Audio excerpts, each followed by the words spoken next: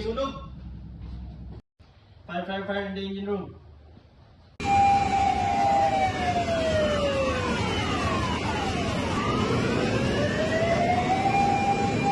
Bridge, GCC engine room. We had a fire outbreak. Fire spreading. Master, engine room reports a serious fire. Fire is spreading and not under control. Understood. Proceed firefighting immediately. Master, firefighting efforts are unsuccessful. Fire cannot be controlled. Master, fire is extinguished and the situation is getting worse. The fire is out of control. Prepare to abandon ship. OOW, broadcast distress message immediately. Mayday, mayday, mayday. This is MV Ocean Sentinel, MV Ocean Sentinel, MV Ocean Sentinel. Our position is 14 degrees 36.5 minutes north, 120 degrees 58.2 minutes east. We have an uncontrollable fire on board.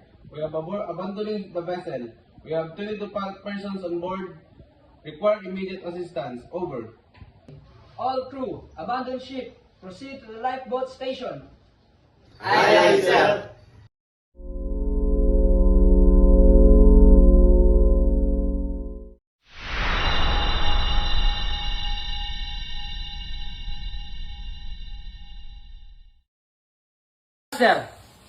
Master, steering console alarm has been triggered. The steering is not responding. Engine room, report immediately. Master, both steering motors are broken. Steering cannot be repaired immediately. We need to anchor now. Understood. OOW, broadcast an urgency message and warn all vessel to give way. Pan. All station. This is motor vessel Ocean Sentinel. Call sign 9BOS. Our position is latitude 14 degrees 35.6 minutes north, longitude 120 degrees 58.2 minutes east. We are experiencing steering failure and have limited maneuverability. We are preparing to anchor. All vessels in the vicinity are requested to keep clear and give way. This is motor vessel Ocean Sentinel. Call sign 9BOS. Over.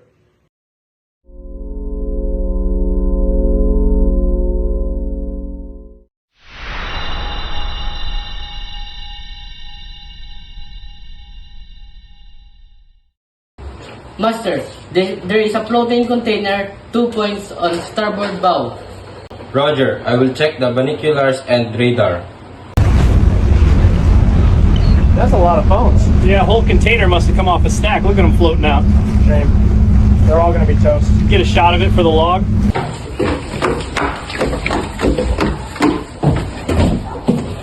Master, floating container site confirmed on radar. Take the position of the container and broadcast a safety message on channel 12. Security. All stations. This is MV Ocean Sentinel. Floating container reported at position latitude 14 degrees 35.6 minutes north and longitude 120 degrees 58.2 minutes east.